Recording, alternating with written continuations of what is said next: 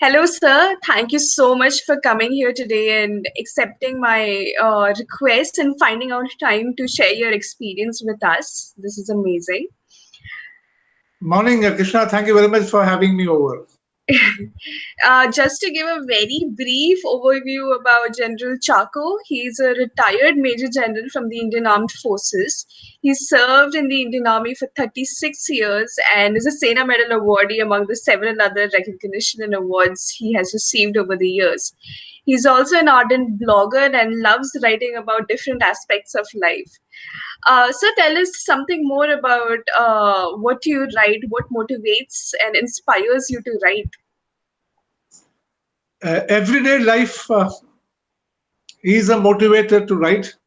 The moment you start looking at life from its actual perspective, emotional perspective, then there's something to write about everything that you see, everyone that you meet.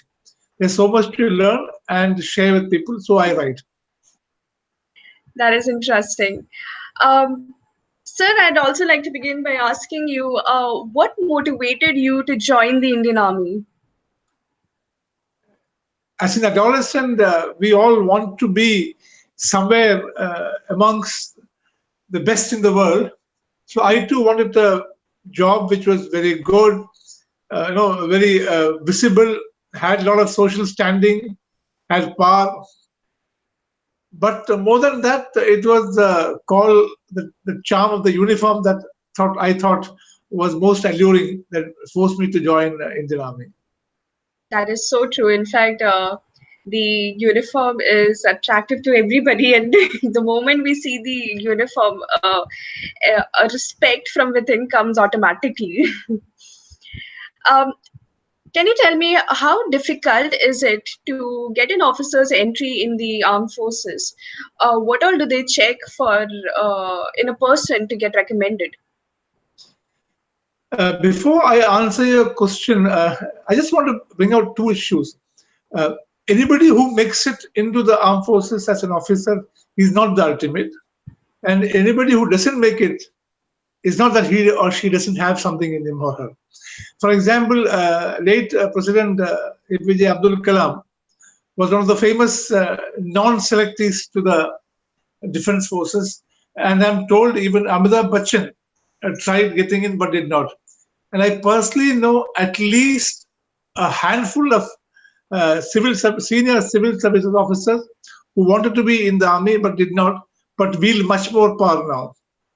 Uh, so it is not just intellect or physical prowess or something special that makes you eligible to get into army, but a combination of a lot of things. Maybe one of the to sum it up, it is something called the OLQ, officer-like qualities, or leadership, being able to stand tall in times of crisis, not withering or crumbling in times of stress and strain, plus a good amount of intelligence and high emotional quotient is what makes a person fit to join the Indian Army as an officer. That is very insightful, sir, for all of us who want to try a hand and try and join the forces. Sir, you were a major general in the Indian Army, and to reach such a high position is definitely not a cakewalk.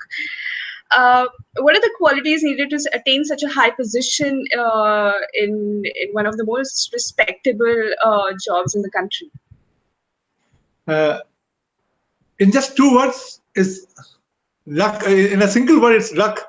But they say You're the just being harder too you modest. the harder you work, the luckier you get. And I suppose it is persistence and hard work that puts you through, plus being amongst very good teammates. Actually, it is on the shoulders of the teammates that you tend to rise up in ranks. On your own, you are nowhere. And army, as such, it's a collective, a big home where each other, one helps each other to move forward. I was lucky. I was selected. The army has a huge, steep pyramid, and to get to the top, it is not by one's own hard work. Your team has to actually be with you. And I was lucky that way. That is so nice. I mean, the importance of teamwork is there everywhere, and I completely agree with you. Having been served in the army for so many years, have you had to ever fight a war or to ever participate in a war? Krishna, every day is a war if you look at life. That way, yes. But I have not taken up a weapon to kill an enemy. I have not been, I have not had the chance to fire directly at any enemy on the borders as we perceive. But I have been part of the war machinery for many years. I have been actively deployed on Siachen. I have been deployed at the Kargil border when I was very young, way back in '83. Then I commanded my unit in Kargil. That was part of the big war machinery. Otherwise, I never had to take up my weapon to fire at somebody directly. But otherwise, yes, I've been part of this huge war machinery. This is great, sir. Um, like being in the Indian Army, you have had the privilege to go almost in every place in the country and served in a lot of places. What has been the most challenging posting for you? So when you ask an army man, which is the most challenging appointment or exposure, mostly everyone expects to hear a story of an encounter. No, I don't have any such. But though I have served a number of tenures in the field, my most challenging appointment was in peace at a place called Mathura when I had multiple roles to play. I was a station commander, I was the president of the cantonment, and also the Brigois of the biggest strike corps of the Indian Army. I think my most challenging assignment was as president of the cantonment board, taking care of all the civilians and the civic needs in the Mathura cantonment. That was the biggest challenge, and I hold it as the most trying, testing, and rewarding assignment. This is interesting, sir.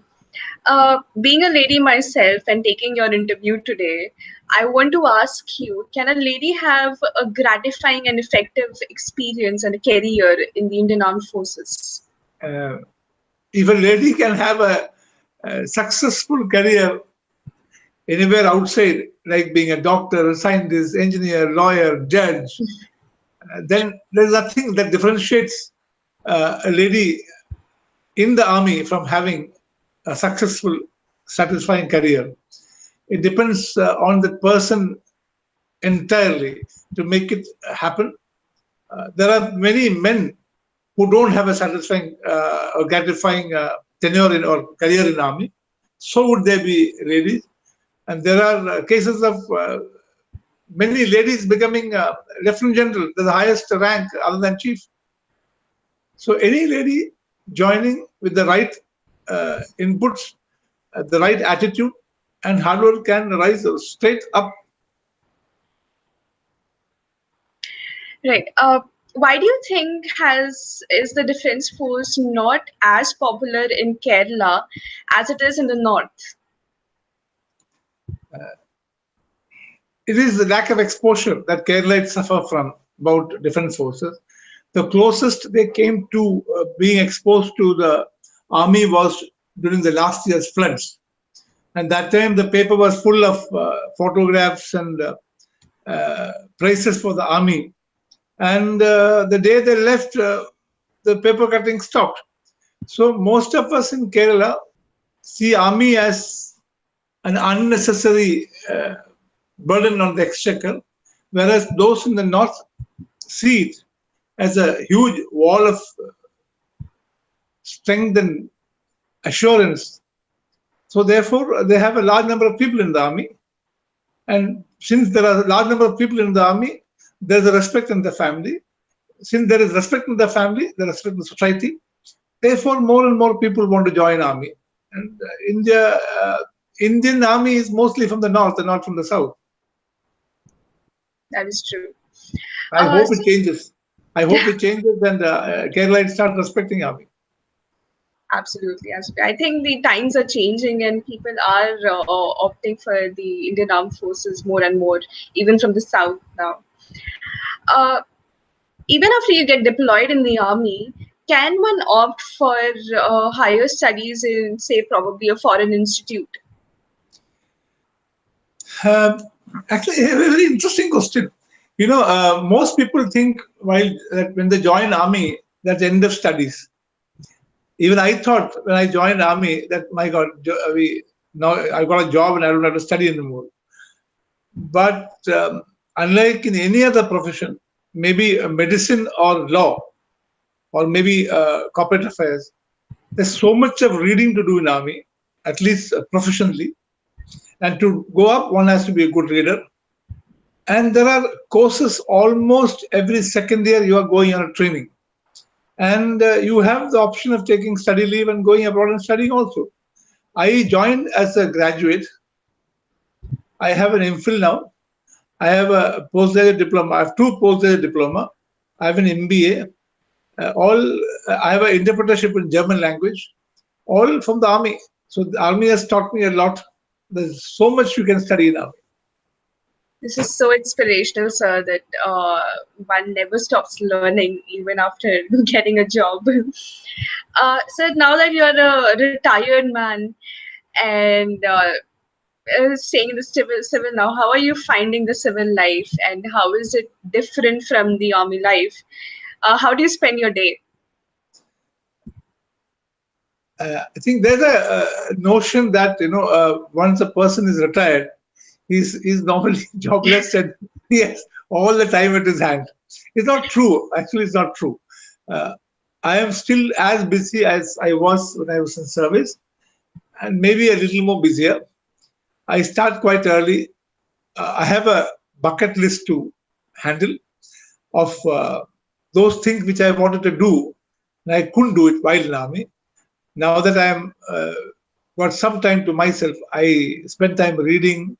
I spend time writing. I have a full-time blog, though it is still to catch up largely. Uh, I have a lot of social commitments, so I travel a lot, and it's very very busy. As regards how I adjust to the civil life, many people take the trappings of power as perpetually theirs. For me, every appointment or every chair was an additional responsibility. So I did not internalize all the privileges and perks that came with the chair. So for me, it was very, very easy to sidestep into civic life. I find it very normal. I find it very convenient. I don't have any adjustment problems. I'm enjoying life. I meet a lot of people. I travel and I'm having a good time. This is very interesting, sir. Um, as such an experienced man, what advice or suggestion would you give the younger generation who want to achieve success in life? If one uh, embodies success as accumulating money or position or a lot of power, then happiness may always be an elusive content to a person's life. If one is looking at following one's heart, of what the heart says, then happiness will always be there. Uh, One should not actually pin all his happiness and success as a derivative of an appointment or a job that one gets. If that is so, then life is in for a big, big turmoil. As a senior or a fellow passenger who has traveled this distance, I can tell the young generation today, you have more opportunities than I had. You have a more supportive system that I had. So it is up to you to make it. Unfortunately, most people wait for opportunities to happen to them. If one is nice, honest, hardworking, success in the way you desire will be yours. I think the book Alchemist says it all. If you truly Yes, aspire to get something, the the universe whole universe. conspires to give you what you want. So just work hard and set your sights, and there you are. Thank you so much, sir. The whole conversation was extremely insightful, and to know your experience and to know your thoughts and insights on the same was amazing.